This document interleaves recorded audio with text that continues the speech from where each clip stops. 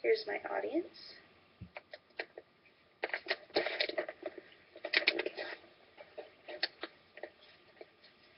A price should never be set on a human life, but if there was a price that you could set, what would you expect it to be? In 1809, the price of a slave was about $40,000 if you translate it into today's currency, but in 2009 it was only $90. This just goes to show how much we've begun to devalue human life. Slavery is seen as an issue of the past and something that happened way back in history hundreds of years ago, but today slavery is still existing in the form of human trafficking. This past year, I've been to several conferences that have discussed the issue of human trafficking, and I've also read several articles because people are starting to become more aware of the problem here in the United States. And I just would like to share some of the knowledge that I've learned through these with you. Slavery still exists, and as I was saying, it's not a third world country problem or even a historical problem. It's something that we have going on today, and it's something that we as humans and as Christians need to get involved in and help to eliminate. Human trafficking involves many different methods of getting the victims in, as well as use for many different purposes. There are sex slaves, there are those that are trafficked for manual labor, and there are also those that are used for their organs, which the human traffickers sell around the world.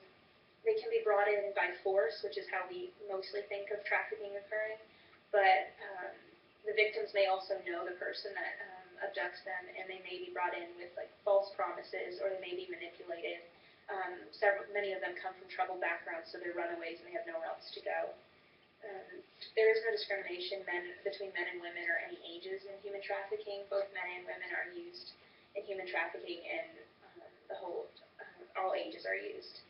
Human trafficking is one of the top 3 problems facing our world today, behind drug dealing and illegal arms deals, which just shows what a big issue it is, that it's right up there with those.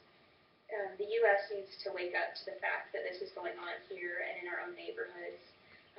Several places that are big for this are places like Los Angeles. There are places in Texas, and even here in my home in Florida and Tampa, we have a huge problem with this, and we're one of the top on the list for human trafficking, which just hits very close to home.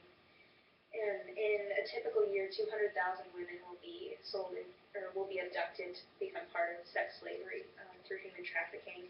And in a year, human trafficking takes in about $32 billion, which just shows that it's a global problem, but it's also a problem here in the United States. 80% of these that are trafficked are used for sex slavery, but another 19 are used for manual labor. Women in manual labor is composed of about 55%, so women are a majority, but men are also taken into human trafficking as well. In a typical year, between 14,500 to 17,500 people are taken into human trafficking here in the United States. And one of the prime ages for girls is 12 to 14, which just shows what a young industry it is as well, and how they're targeting young children. Some of the statistics behind it are, again, just 200,000 women and $32 billion are taken in. This is obviously a huge problem for us here in the United States, and not only do we want to help these people because it's the right thing to do, because as humans we crave justice for a crime like this, but also God is a God of justice. He values justice and He values human life, and it's our responsibility as believers to help eradicate this problem. Ways we can do this is, number one, just education.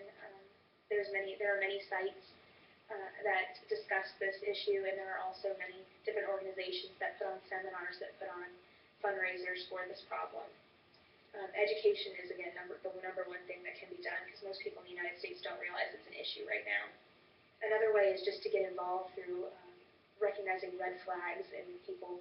There are many sites that just have lists of things that you can be looking for in different areas of life, and that there are many hotlines that you can call. Another thing you can do is just donations or fundraisers, school clubs, business meetings that you can just bring in these important issues, maybe have a guest speaker come in and discuss these issues so that people are made aware that it's a problem and they can protect themselves as well as those that they love.